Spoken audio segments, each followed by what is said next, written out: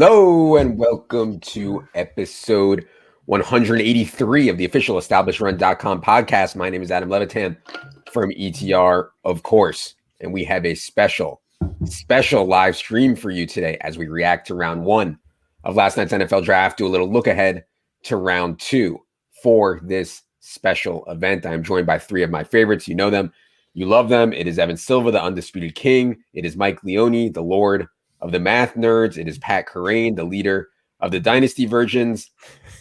I'll start with Leone, whose pants were fully off last night. Oh, yeah. As we ran incredibly pure, thanks to Silva, thanks to Miko, thanks to Friedman, thanks to everybody who was working on the draft props. Ran incredibly pure. Leone, how are you feeling this morning? Are the pants still off? They're still off. It was a good exercise in just telling smart people and making money that way. So all the people you guys had on the ETR podcast last couple of weeks, Friedman, Amico, Silva single-handedly changed the Stokes over under by 7 spots, and it still comes in well under. Mm-hmm. So it was really fun. And out of the gate to get Lance, Pitts, Chase, it was like we were just free rolling. And then we get the Horn first defender. It was a crazy top 10. Things went really well in the top 10 right away. Yeah, I was saying before the show, if we could do 17 weeks of draft props instead of 17 weeks of actual football, we would never have to work again. It would just be, we would just all be a printing press, 17 weeks of draft props. Kerrane, I can't wait to talk to you about the Kadarius Toney pick, as I have a feeling you didn't like that one. I also know that you like Rashad Bateman, but he lands in Baltimore. So I don't know how you're feeling today about some of your dynasty loves and hates. But anyways, what's going on? Not too much. Yeah, you nailed the two guys that I think are probably the most interesting to talk about. But the quarterback situation, the Superflex rankings are going to be a pretty hot topic now. Mm-hmm. And I think people are going to have strong takes on the running backs now as well. So definitely some interesting stuff for Dynasty. Yeah, we're going to get into that for sure. Silva, 6th out of 133 people in the mock draft contest. Silva obviously already all over the props last night. And I love seeing him back on Twitter, mixing it up with the takes in a big way. Silva, how you feeling this morning? Yeah, I just had a question for the room. Did anybody else here wake up in a new Bugatti this morning?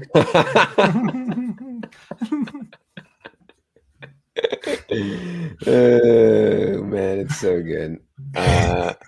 Okay.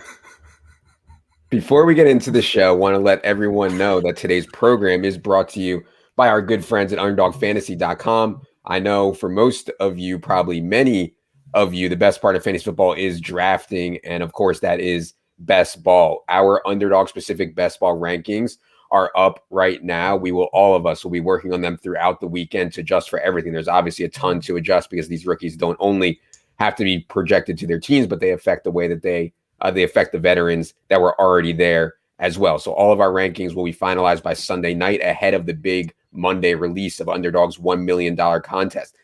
If you use promo code ETR or the link in the show notes, they're going to give you $25 on top of any deposit. It's just free $25 on top of any deposit. Check out the link to Underdog in the show notes. Use promo code ETR after you deposit. All right.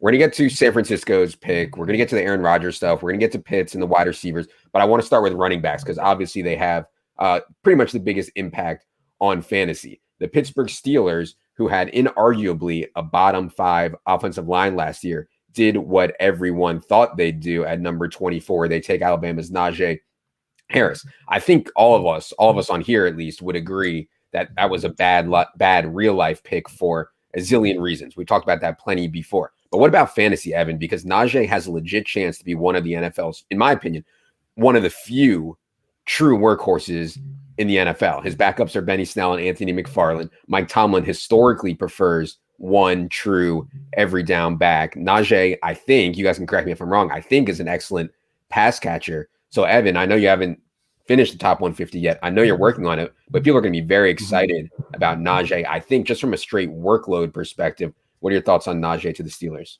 Yeah, I think that Benny Snell will be the direct backup, and then Anthony McFarland will be like the sort of 4 to 5 touch per game change of pace guy. And I think Najee Harris is not going to come off the field. Yeah. I think that a fair comparison for him coming out of college would be to Steven Jackson, who, if you remember, I mean, Najee Harris caught 45. He wasn't like Derrick Henry. He wasn't like Nick Chubb in college. He caught quite a few passes, and I think that he can be more like Steven Jackson and be a guy who they feature between the tackles. They feature it at the goal line. They also use a lot in the passing game. Ben has produced some high volume running back catch seasons historically, and I think that they can get back to that with Najee Harris. The offensive line, I mean, I think he's going to average like 3.7 yards per carry, but who cares in fantasy when he's not coming off the field and he has a chance to catch 50 passes?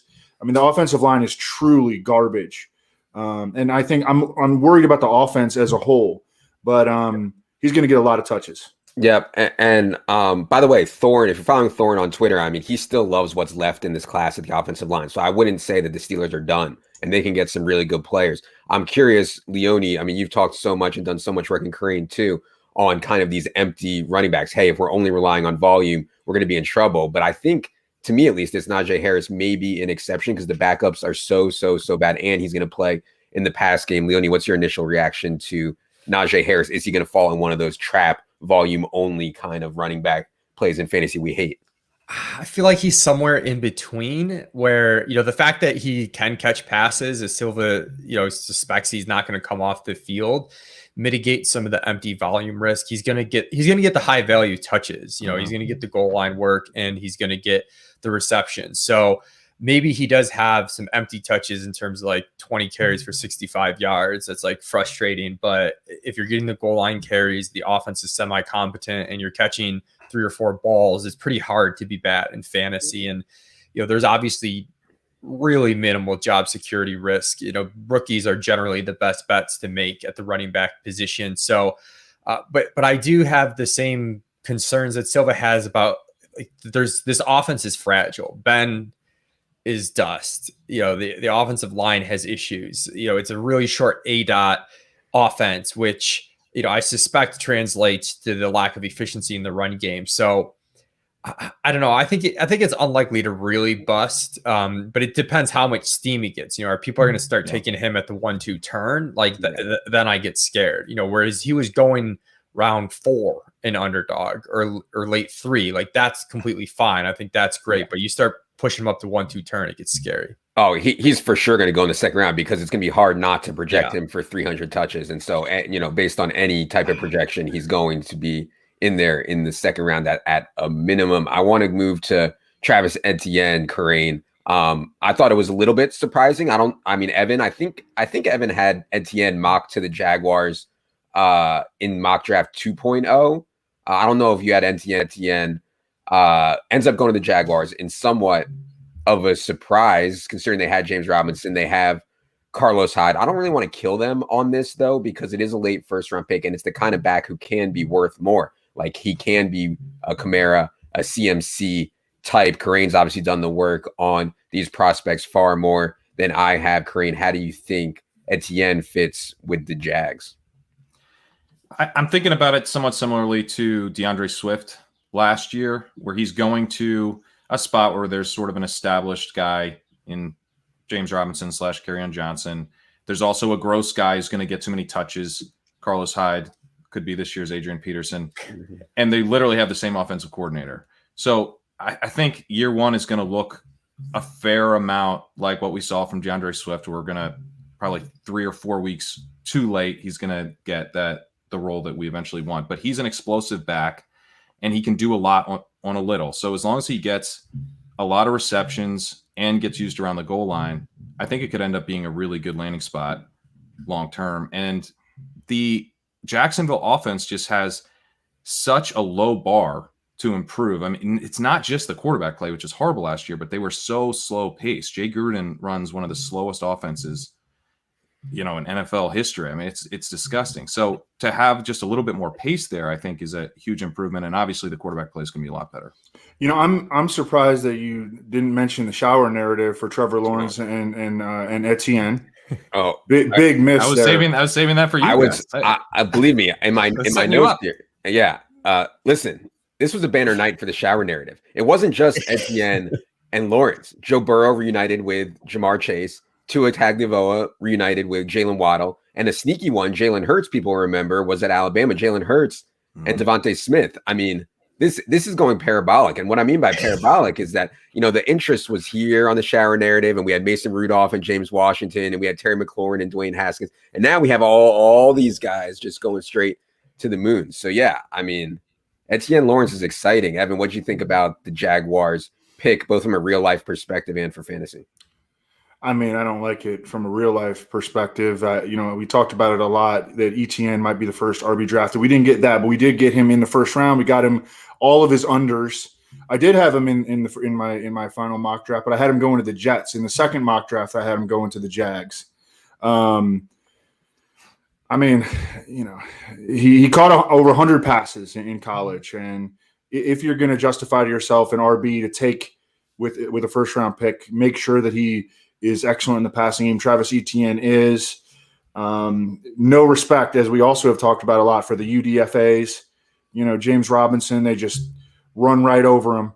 I mean, I do think he's going to be involved. I really like the comparison that Kerrane brought up between the Lions last year with literally the same OC, Darrell Bevell, going from Detroit to Jacksonville. But, just they don't care. I mean, the UDFA from the old regime just – they could discard him just like that, and shoot, he could end up being the number 3 back Urban Meyer and Trent Baalke both have history with Carlos Hyde, and now they just used a first-round pick on Travis Etienne.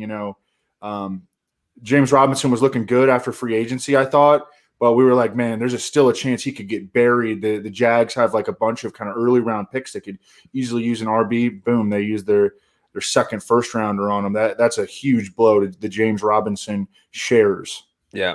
I want to stick on running backs for a second and talk about round 2. The people are hungry for props here. Odds to be the next running back taken. I don't know if you can pull that up, Leone. The market is up for odds to be next running back taken. The one that stuck out to me, obviously, Javonte Williams is the heavy favorite. The one that stuck out to me was Trey Sermon at 10-1. And so, you only need to be right a very small percentage of the time for that to pay off. I don't think it's a great bet. I don't think it's likely, but he is 10-1. As you can see there, Javonte Williams is minus 480. Kerrane, I know you really like Kenneth Gainwell. He's plus 550. Michael Carter plus 950. I don't really see a bet here out of maybe a small long shot on Trey Sermon. I mean, it's really like the rumors leading up to the draft was that Javonte Williams had a borderline first round grade from a lot of teams. And so it seems likely that he'll be the next running back off the board. I don't want to lay the minus 480 though. I don't know, Leone, Silva, Kerrane, anybody have a bet in this market on the next running back to be taken? I don't love the market. I think if I were to take a shot, I'd probably go Gainwell just as the next most likely. You're still getting pretty long odds at 550, but it seems like it's probably going to be Javonte. So I don't think there's anything great. Like if you just wanted to sweat, I'd probably go Gainwell before I went Sermon. I don't know if Pat agrees with that. I do agree with that. Yeah. I agree with that too. I mean, Gainwell is another back that can catch passes, and and he's explosive, and a team could just view him as a playmaker. I really think it's going to be Javonte Williams. I think it could be like, I think the Falcons are at 36, and they might look at Javonte Williams, but I would go with Gainwell too. Yeah, he had an awesome pro day, and I think that could help him. There is also markets out there. I don't know if FanDuel has it, but there is markets, I believe, on PointsBet, and maybe FanDuel might have had it too. That one, Leone, team's next pick position. What is Atlanta to take a running back with their next pick? Plus 250. So yeah, probably about right. Yep. Okay. We'll talk some more about props as we move through here. Let's move on to wide receivers. I think from a positional need perspective, I thought the Bengals needed Penny Sewell. However, if you are in line with Thorne and you think they can shore up the offensive line, maybe they think they can do that as well. And now they have Jamar Chase, T. Higgins, and Tyler Boyd with Joe Burrow getting healthy. I mean, that's really, really nice. Silva, this offense, I think, has a chance to be really good, assuming Joe Burrow is fully healthy, assuming they get some more offensive line help. I mean, Joe Mixon, Jamar Chase, T. Higgins, Tyler Boyd. And to me, at least, from just looking at the production and size, speed profiles, and athleticism. I mean, Jamar Chase was so far ahead of the Alabama guys, at least from what I could tell. I don't know if you guys agree, but anyways, what do you think of the Bengals offense now going forward? Any interest? I mean, any interest in Jamar Chase? What do you think about Higgins? Who's this to? Yeah, go ahead, Kerrane. Yeah, so I mean, my kind of initial read on this is that T. Higgins is now going to be too low. That people are going to be scared off T. Higgins because they view sort of targets as something you got to divvy up, and Jamar Chase is going to come in and take all these targets away from T. Higgins. But I'm thinking this offense has the potential to be highly explosive now, and I want pieces. And T. Higgins gives you a second-year breakout potential, and he had an awesome rookie year. He was also a great prospect in his own right. So, and he's going to be quite a bit cheaper than Chase, I think. So I'm very excited about T. Higgins. I also really like the landing spot for Jamar Chase. I mean, it's like a dream landing spot if you're Jamar Chase. You get to go play with Burrow. He was an incredible prospect. I think he's a better prospect than every single wide receiver from last year's class. Clearly the best wide receiver in this class. So, you know, he didn't play last year, but he outproduced Justin Jefferson in 2019. We see Justin Jefferson pop off. So I'm even more excited about Chase than I was, even though I haven't seen him play since 2019. So I think it's a great landing spot for him, and I think this offense could be awesome. Yeah, I prefer my late round quarterbacks to have some rushing upside, but as the field kind of catches up to how valuable it is, it's harder and harder to get late round quarterbacks who run the football. Leone, what do you think about Burrow as one of our late round quarterback targets? Yeah, I like him a lot. I think if you're going to go with guys who aren't going to run a ton, give me guys that are going to throw a lot and have so many potential weapons. I know Anthony Amico has been joking that this is going to be Cowboys North, and I could see that. The pass rate was really high for the Bengals last year. I have to go back and check to see what it was relative to expectation, because a lot of the time they were in situations where you would expect them to throw the ball, but they had a pretty fast pace and a lot of pass attempts. And that's what we've seen in Dallas. Dallas wasn't even crazy high in terms of pass rate over expectation while Dak was healthy last year. They just ran so many plays and threw like a little bit more than expected. And we could see the same thing with Cincinnati. I like the MVP odds, if we're trying to look at some fun bets, but Burrow at 50-1 with those weapons around him. And as you've noted already, Levitan, Thorne has this OL class pretty deep, so they can still get help on the offensive line. Just because they didn't take Sewell over Chase doesn't mean that's not going to happen. And yeah, they're picking at 38 and 69. So I mean, I'd love to see him just take two offensive linemen back to back. It's important to note, and I know that Leone mentioned it, but it's a highlight that Zach Taylor has shown a willingness to play fast and be aggressive in terms of pass volume. And all of a sudden now we got Jamar Chase, who, I mean, being 19 years old and winning the motherfucking Bolitnikoff Award and, over your teammate, Justin Jefferson, who then goes on to the NFL and it has like one of the best rookie receiver seasons of all time. Jamar Chase and Amico pointed it out in the chat also in Bob McGinn's survey of scouts and evaluators. The first unanimous wide receiver one voted as the best receiver in the class by every single scout and evaluator since Megatron, which and I believe he came out in 2007. So that's over a decade ago. I mean, that's a decade and a half now, almost at this point, and injecting him into the offense too. But I really hope that they double down here on offensive linemen at 38 and 69. Yeah, you minus 320. Yeah. That's a lot of wood. That's a lot of wood to lay. Minus 320. Bengals taking offensive lineman next. I wouldn't bet that, but the market is obviously on that in a big way. I want to move to the Dolphins, Evan, and we have a lot of respect for what the Dolphins have done with their rebuild. I don't love that they traded up from 12 to 6 and end up with a 5'9", 180-pound wide receiver and try to say he's definitely going to be the next Tyreek Hill. Because to take Jaylen Waddle, number 6 overall, I mean, he better be like massive outlier. Maybe he will be, but they could have stuck at 12 and maybe gotten a wide receiver there or more players there. What do you think of what Miami did? Remember, 12 up to 6, and then they take Jaylen Waddle. Evan, what do you think about Miami's pick? I mean, they need to build around Tua. So going all in on Tua, I mean, Penei Sewell would have been an amazing pick too, I think. But I think injecting that speed into the offense. Their 3 receiver set now is Devontae Parker, Jaylen Waddle, Will Fuller. I mean, that is an incredible amount of speed. Gesicki runs like 4.5 flat at tight end. Preston Williams, Their number 4 receiver is Preston Williams. Their number 5 is Albert Wilson. They're another team. And then I love how they came back at number 18 and took Jalen Phillips. We talked on the Mays show about how the Dolphins wouldn't necessarily value or prioritize a big time edge rusher because Brian Flores comes from the Belichick background. They haven't really done that. But man, Jalen Phillips is in a big time talent. I think easily the best edge rush talent in this draft, and I think they stole him at number 18. And they've got more picks coming up. I mean, they're back on the board at 36. Before I said that the Falcons were 36, they're 35. The Dolphins are at 36. They did not waste one of those picks on a running back as they were heavily rumored to do. And I think that they should hit offensive line here at 36. We should see a bunch of offensive linemen go here early in the second round. Yeah, Dolphins are. I was gonna say they picked 36 and 50. So yeah, I actually kind of like their, not to be against my Bills, but at plus 325-ish to win the division. I think the Dolphins, if Tua takes a step forward, they could be really good. Yeah. And I mean, I took them to win the Super Bowl at like 28-1. And then like people on Twitter were telling me I'm a fucking idiot. Twitter's awesome.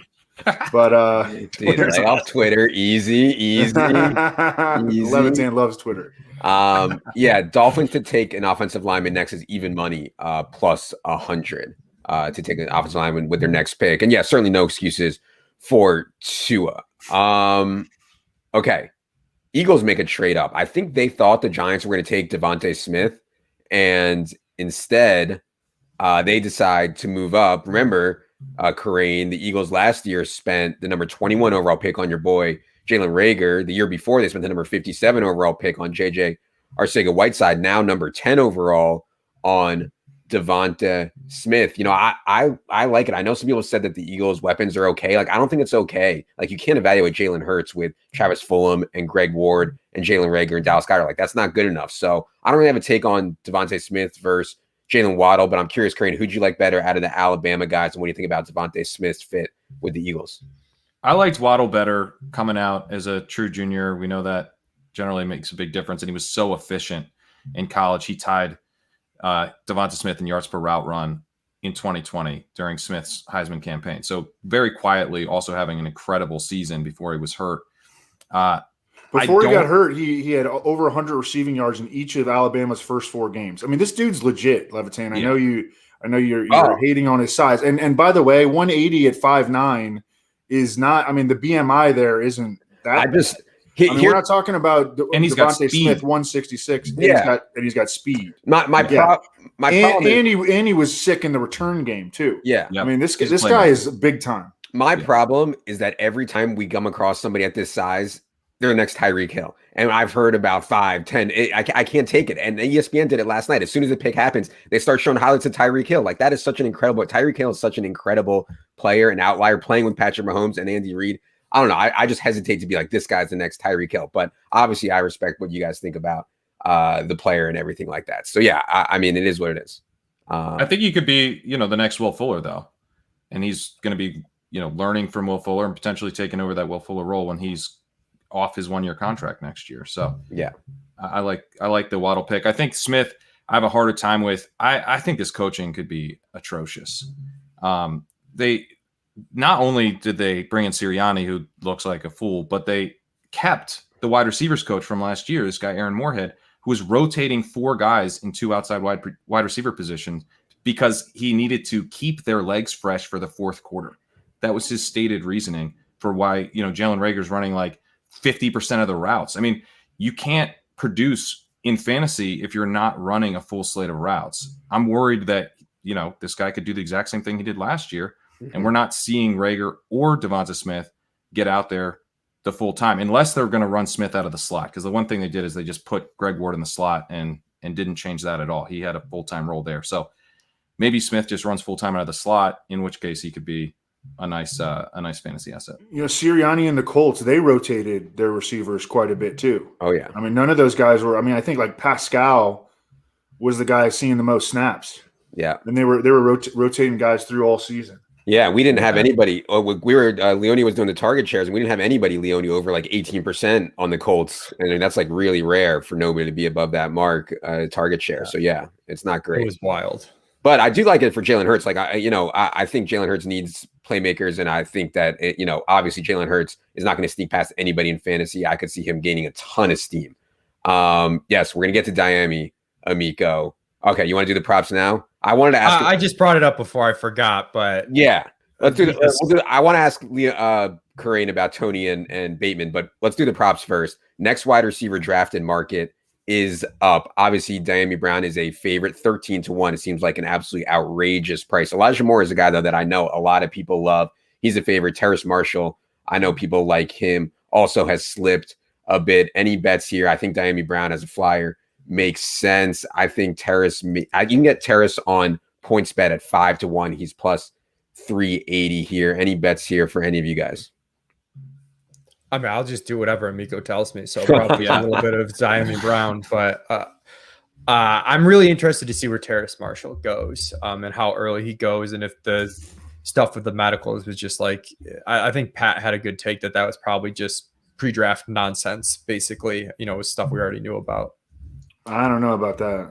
Yeah, I'm revising that take now that he you are first okay. round. Yeah, I wouldn't. I think I'd go Diami or maybe Rondale Moore. Okay, take one of the long shots here. Wait, did Elijah Moore? Elijah Moore didn't go, did he? Correct. No. Elijah Moore is minus 210 to be the next wide receiver drafted, okay, but okay. Rondale Moore is 10-1. Diami Brown. Rondale. I mean, yeah. And then what's Diami? 13-1. I mean, I'll just bet both of those. Yeah. I like that. Also, Josh Palmer still on the board. Remember, Renner came on the pod and said Josh Palmer is one of his favorites. I don't think he's really a threat to go next, but certainly a guy worth watching landing spot. Okay. Dave Gettleman makes the move to actually trade back for the first time in his entire career. He trades back, but Twitter analysts were still killing him because Kadarius Toney, as Kerrane can allude to, was a 4-year terrible pick. It was like, wow, this is really nice. Gettleman made a smart move, and he trades back and he takes a backup slot receiver at number 20 overall. And didn't Darisaw slip, or wasn't there someone there that slipped? And then one of the Giants beat writers were like, well, the Giants, they have to rely on Jason Garrett's creativity to get Kadarius Toney involved. I was like, this is not going to go well. He's doomed. Yeah. Yeah. Well, you didn't like him already. I didn't like him. Yeah. The analytics Twitter hates Toney for a lot of reasons that Kerrane can expand on. I think mostly because 4-year player with limited production through 3 years. But go ahead, Kerrane, on why analytics Twitter hates Kadarius Toney. Yeah, because he didn't do anything as an underclassman. His senior season was good. It wasn't great. He wasn't very efficient in his senior season. So, my thing with Toney is I'm interested if he becomes a running back. If he eventually gets converted to a running back, that could be cool. But he's a little bit light even for that. He's under 200 pounds. So it's not like we're going to get, an Antonio Gibson type of running back out of him. I think he's basically Braxton Miller. He's a gadget player. And now Jason Garrett is going to be the one creatively using him. I mean, it's an absolute disaster. I can't believe they did it. He's like a mid-second round dynasty pick to me. I don't think I'll own any of them. Yeah. I mean, on paper, at least, you would think the Giants have really good weaponry. I mean, Evan and I were texting with Jordan Ronan a little bit, and Jordan was saying, yeah, well, Ingram is probably going to be gone next year, and they can get out of Shepard's contract next year, but they still have Galladay, obviously. And so, it's just mind-boggling to me that this was the pick. Let's move to the last wide receiver pick of the first round, Rashad Bateman. And this is a guy I think a lot of us like, but the landing spot is tough. And I don't want to say that Lamar Jackson can't get better as a thrower, but their throw rate is so low. Silva, what do you think about the Ravens pick of Bateman, and how would that affect maybe a ranking of Lamar Jackson or anything like that? I mean, it's not going to affect the ranking of Lamar Jackson, but I think it's a classic, solid real life pick that is not really going to move the needle in fantasy. Yeah. Any takes on Bateman to Baltimore, Leone? It's, obviously challenging if you're a receiver going to a team that throws the ball so little and also has already two guys kind of dominating the target share. I guess if I was being a little hot take-ish, I could see like they could be really low in pass attempts relative to the rest of the league and still come up quite a bit from what they did the past couple seasons. And also maybe if like Marquise Brown just isn't as good as we thought he was, and Bateman ends up kind of like splitting the target share there with Andrews, and Marquise slides into more of like a big play role and doesn't end up as heavily targeted. I think it could end up a little bit better than people hope, but it's this weird, and I'll throw it to Pat on this, but it's this weird, you're kind of looking at redraft and dynasty through two different lenses, which we don't always do, but dynasty, I'm like kind of excited. Like he's got the draft capital and we like the talent, and redraft them. I just don't see, necessarily the upside unless he might just go super late in drafts because of that. Yeah. Before you go, Kerrane, will you bring up Kerrane's dynasty rookie rankings, Leone, because these were done before the landing spots, and I want to get Kerrane to comment on how he thinks some of the wide receiver landing spots will change how he ranks these guys when the rookie rankings get updated. But go ahead, Kerrane. Yeah, so I hope that you guys don't think Leone's take was a hot take, because that is my take. That I think that, this offense could pass more than last year. I think they could end up passing more even than 2019 after adding an actually talented wide receiver. I mean, these are targets that were going to Miles Boykin and Willie Snead. Like, there was not a ton of talent here after Marquise Brown. It's reminiscent to me of A.J. Brown going to the Titans, and obviously he kind of lucked out with Ryan Tannehill becoming a good quarterback there instead of Mariota. But that was an offense we were not excited to get a piece of.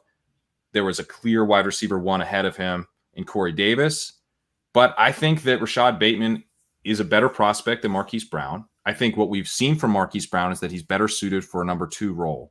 And so if Rashad Bateman is good, I think he's going to produce really well in Dynasty. He's probably not going to pay off big in redraft. Maybe he kind of has some big weeks down the stretch. But for Dynasty purposes, you want to look at the draft capital. First-round draft capital matters a lot. And I don't think you want to get too in the weeds on the landing spot because stuff changes. So I'm in on Rashad Bateman. I'm really excited about Rashad Bateman. Everyone's telling me I'm crazy, but I'm more excited about Bateman right now than Waddle.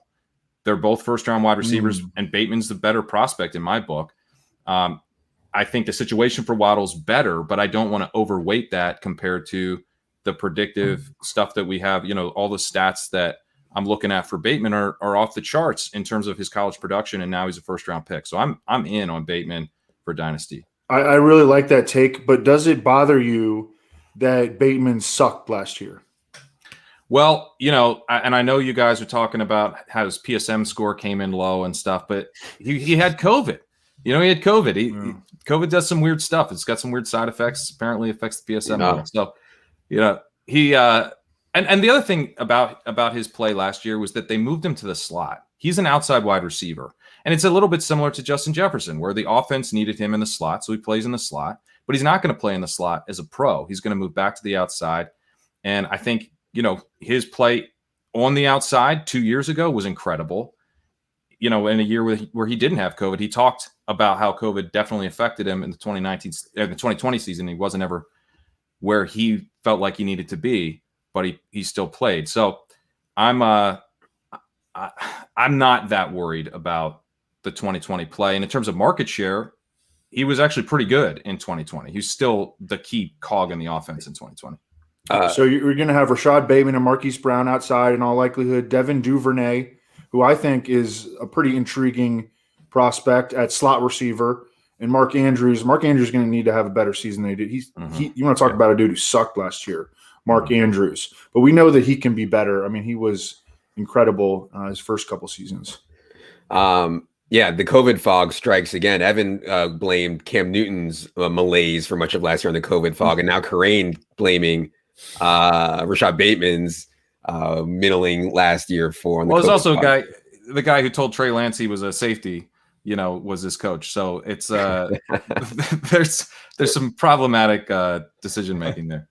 I want to move to quarterbacks, but real quick, somebody in the chat asked like what non-skill player had the biggest impact. I actually thought, and I want to get Evan's take, what the Chargers were able to get with Rashawn Slater. I mean, this Chargers offense could be something really, really special. Yes, I know you like that. Yes. I know you like the Rashawn Slater pick, Evan. What do you think about what the Chargers are going to be able to do this year? Yeah, I was looking at MVP Herbert 20-1. Man, you could have got it like 33-1 not too long ago.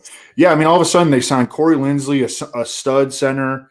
Matt Filer, who can play tackle and guard, was just he'll be a solid starter there. They steal Rashawn Slater. They got Brian Bulaga coming back. I mean, all of a sudden you got 4 good offensive linemen. We haven't seen the Chargers with a good offensive line in a long time. I'm excited, man. I'm excited. Yeah. I'm excited for the Chargers as well. Okay, let's move to the quarterback thing. So I want to spend 1 minute on this Mac Jones stuff. I'm curious what you guys take from the prop betting and everything. I never heard a concrete report from Schefter. I heard, well, he was on the radio. He never tweeted. He never he went on the radio and said, well, I think I'm hearing that there might be leaning towards Mac Jones, but he never tweeted. He never put on, like, if he really had it, I feel like he would have come out and said it stronger on ESPN, not on some like shitbag San Francisco radio show or whatever it was. And so that's why I was on the Trey Lance at plus 450. That's why I was on the Mac Jones over 3.5. I never heard anything concrete, but it just got run away so fast. I think Chris Sims talked about it as well. And a bunch of mocks had it, but I felt like that was some self-fulfilling prophecy there. And the quotes today were from Shanahan. He was like, I had no idea where any of this stuff came from. I was in Mexico and people started saying that we were taking Mac Jones. I mean, what the hell happened? So I don't know, Leone, do you have any takes on how the market got so far out of whack with Mac Jones and all these rumors and I mean, actual betting markets? I mean, people made a lot of money on Trey Lance and lost a lot on Mac Jones. Yeah, I do wonder if moving forward, we will differentiate, how Schefter reports stuff a little bit more. Like you said, it wasn't like he wasn't reporting something. He did say it somewhat, and Friedman talked about this a lot on your podcast. He did say it with a little bit more conviction than you usually expect out of Adam Schefter when he first talked about the Mac Jones thing, and then he backed off it a little bit. So, but we did have a bunch of, we had Lombardi, Jeremiah, yeah. Like there were a bunch of people that said it's not Fields. Like multiple people said the exact same thing. It's Mac or it's Lance. It's Mac or it's Lance. Like they might have said I think it's Mac, and I think maybe he got steamed too much. I had him the night before the draft. I said it was like 60 to 65% they take Mac Jones. So I still thought it was going to be him, but I do think maybe we'll adjust what Schefter puts in print versus what he puts on the radio. We might weight it a little differently in the future. We might have latched onto that radio spot as if he tweeted it. I don't think we did anything wrong. The feeling, and this is how Schefter says stuff like that. He's like, people around the league believe that, and that's the case. We had Mays on here. He talks to people in the league quite a bit, and he's like, I can't get anybody that I know in the league to tell me that it's not Mac Jones. Everybody in the league believed that it was Mac Jones. And that's what Schefter said, and he was right about that. It's just that everyone in the league was wrong about the pick in the end. And I think it's also possible that they did originally sort of plan on taking Mac Jones, but then as we move forward through the process, there was there were reports that Adam Peters, who's like the third in command, and that the scouting department wanted to take Trey Lance, and maybe Kyle Shanahan got talked into Trey Lance over the course of time. Kyle Shanahan believes in his ability. I think at the end of the day, he would have been willing to take any of the guys. I think he probably really liked Mac Jones, but the entire organization wound up falling in love with Trey Lance, and Kyle Shanahan is like, I can definitely make this dude into a winning quarterback, and they swung for the fences. I applaud them for that. Yeah. I want to say two things real quick. One, shout out to Josh Norris, who had a great mock draft. One of the best mock draft ever. Yeah. Best mock draft ever. And, he helped get me on Lance at plus 400. The other two things he told me that he was most confident in was Chase to the Bengals and Waddle, going early. So he was all over it.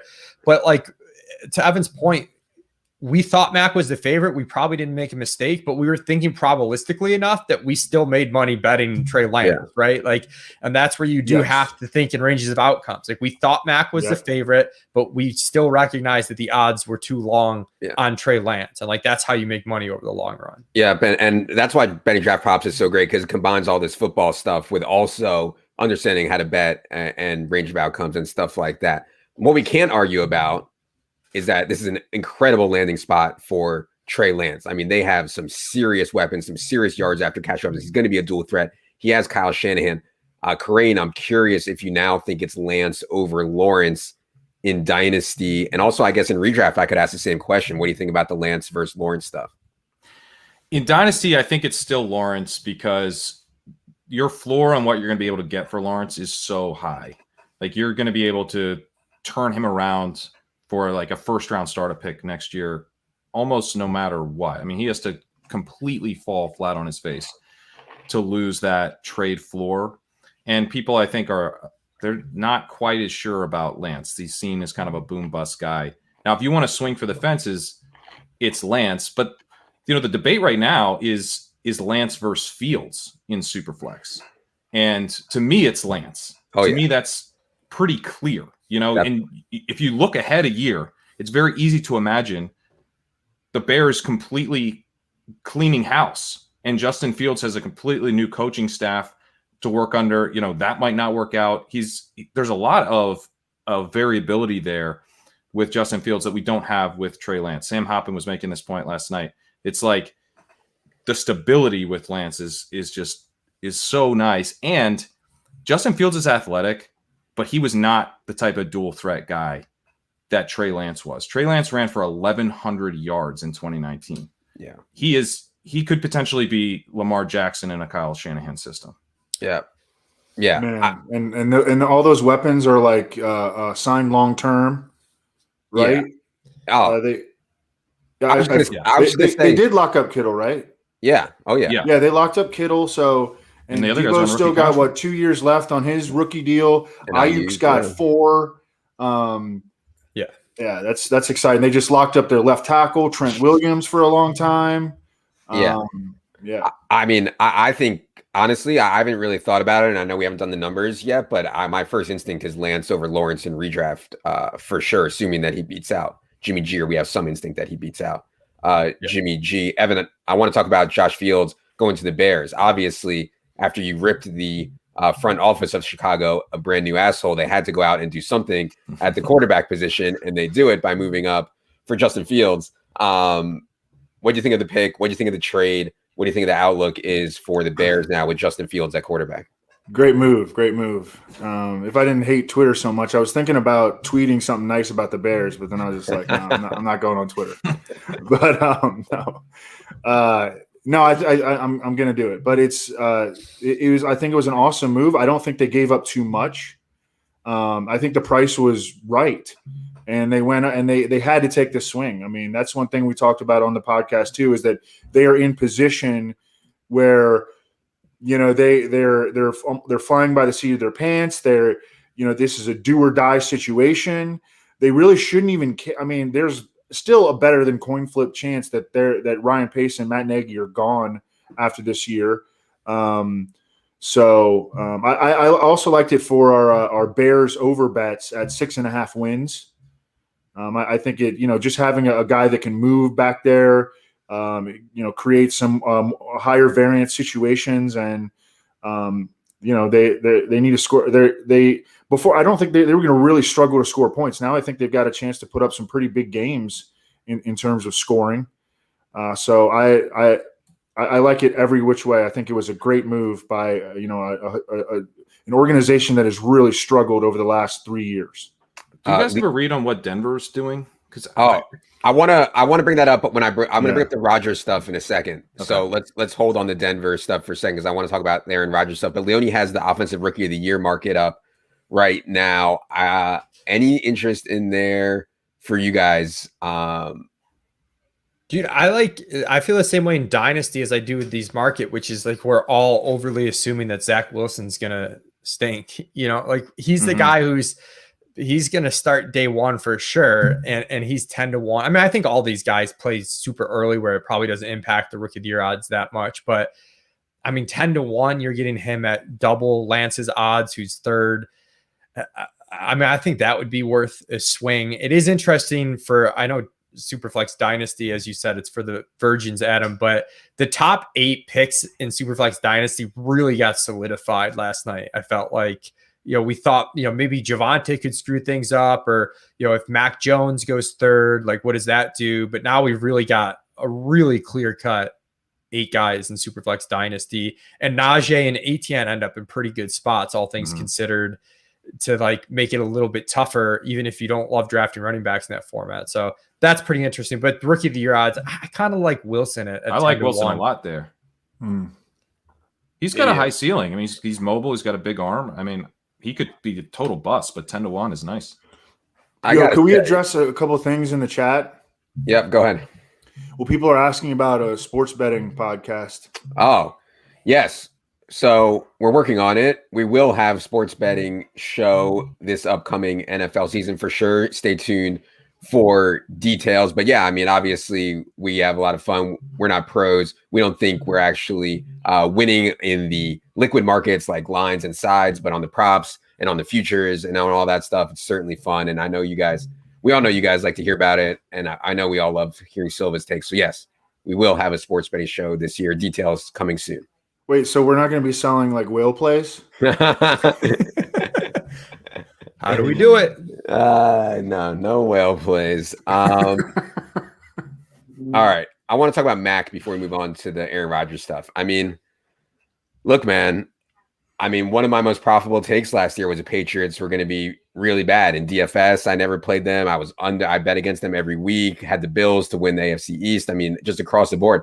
And now I don't think that getting Mac, getting Jonnu, getting Hunter Henry, getting Aguilar, getting Bourne, I don't think they're that much better at all. Like, I think there's going to be a really rough time period. And the only reason that the markets even have like the Patriots in play is because of Bill Belichick. Like, how much can this guy do? You still need to have the talent on the field. So I don't really have a Mac Jones take really, but I don't think he's going to necessarily elevate guys like Bourne and Aguilar and Jonnu to the point where they're going to be like an all of a sudden awesome offense. I don't know, Silva, what do you think about Mac Jones to the Patriots? Just from listening to Mike Lombardi's show, like he was all over this. He said that the Patriots really liked Mac Jones throughout the process. I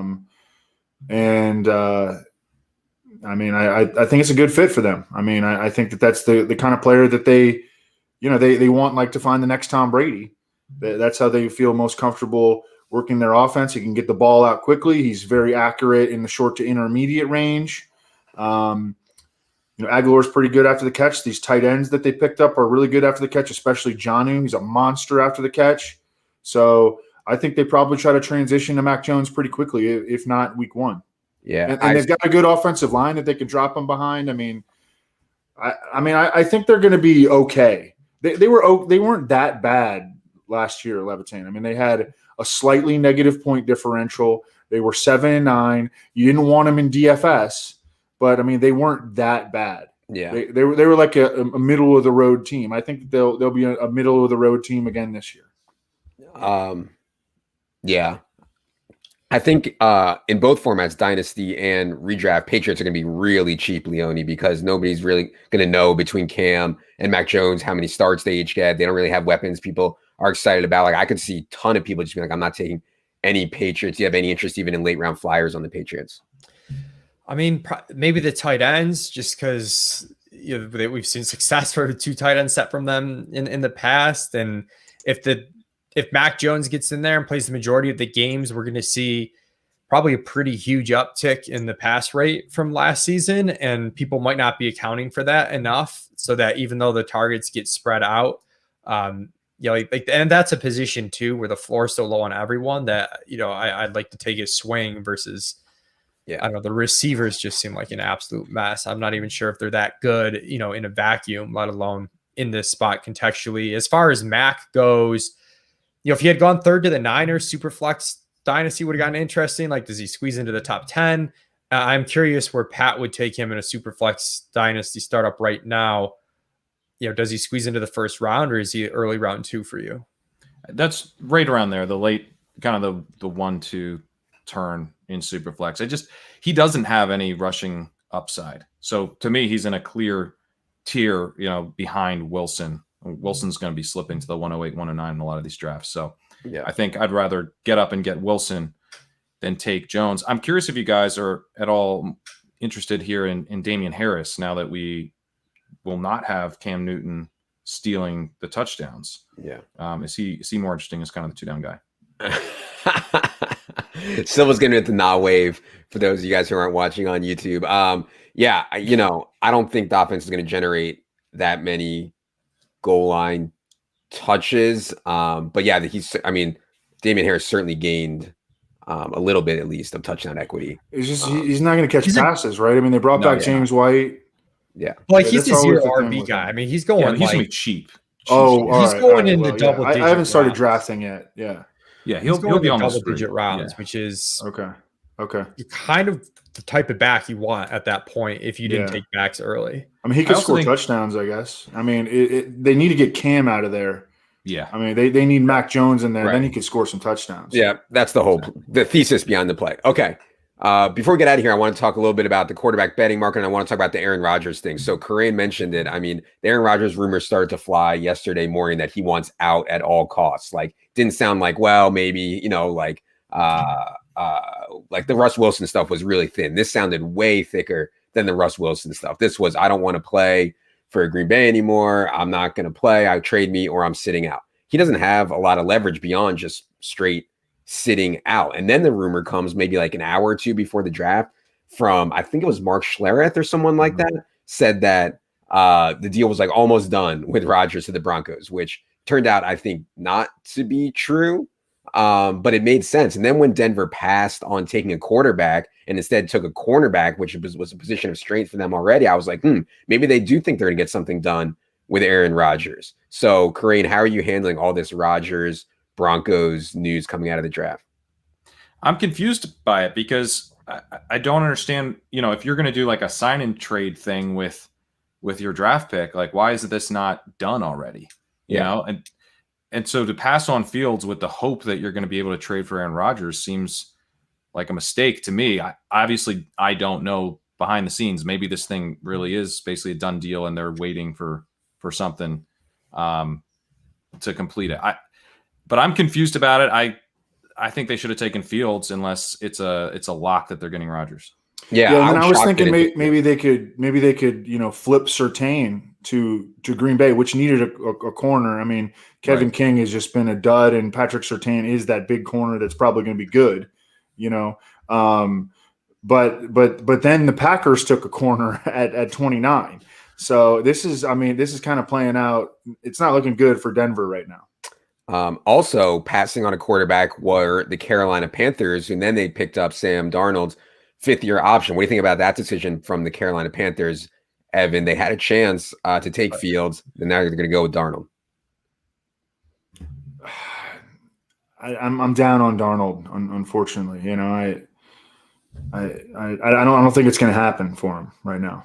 I think he needs to take a few years away from the game, or sit on the bench and think about things for a while. He's a mental mess. He's a wreck mentally. Maybe he'll be like Shane Falco. He'll get a boat. He needs to find himself. Hang out by himself. Yeah.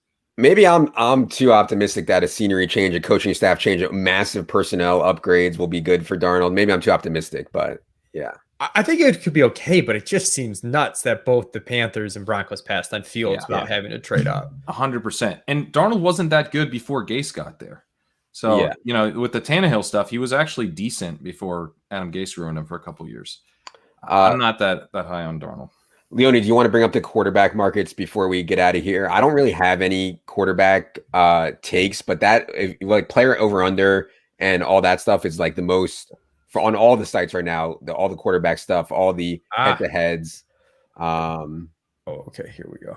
Yeah, next quarterback drafted is right there. I don't know if you guys have any takes there. Davis Mills, the slight favorite, and Kellen Mond. Evan, I know you're working on your round 2 mock, which will be out later tonight. Do you have any takes on these quarterback markets? Can you see them there on the screen? Yeah, I haven't decided where I'm going to put any of the QBs. I think toward the back end of the round is where I'd put anybody. Yeah. But I don't know where these guys are going to go at all. There's matchups like Mills versus Mond and stuff like that. I don't know if you have any takes there. Mills, I think Mills goes ahead of Mond. I think Mond is like a 4th or 5th rounder. Okay. Yeah. You can see there Davis Mills 60.5 is the over under. Kellen Mond 74.5. Any other takes or bets you guys want to mention before we get out of here?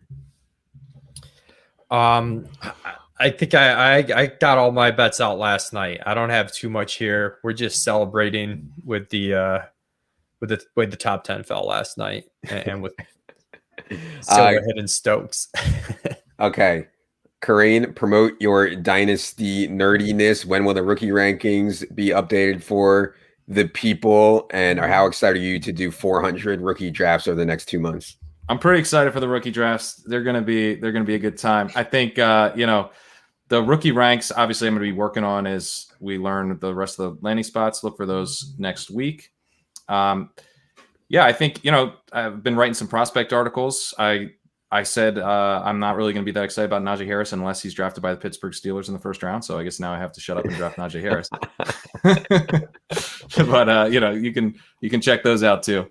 They aged pretty well. So I'll have more coming out soon.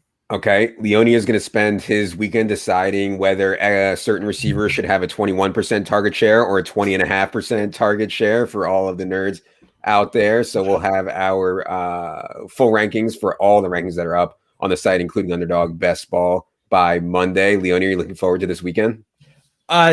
Yeah, I actually am. I love doing this stuff. So I think there's a lot of team stuff to look at too that might change, in terms of pass run rates, pace. We have to look pretty closely at. I like the landing spots for some of the guys so far. We still have to see day 2, day 3, where some of these receivers go. But yeah, we'll work on that over the weekend. And come Monday morning, we'll, after yelling at each other all weekend over where to put Rashad Bateman and whatnot, we'll have a set of ranks for everybody to use.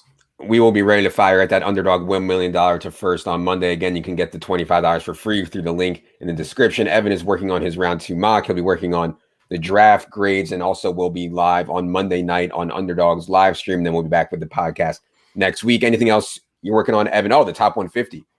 May 10th is coming. Yep. The first top 150 of the 2021 NFL season will be a glorious day. Anything else you're working on you want to tell the people about, Evan? No, I just wanted to talk about some of these MVP bets. Some of these long shots are starting to get away from us. We were on Matt Ryan 100 to 1, 80 to 1. He's down to 33 to 1. Oh, wow.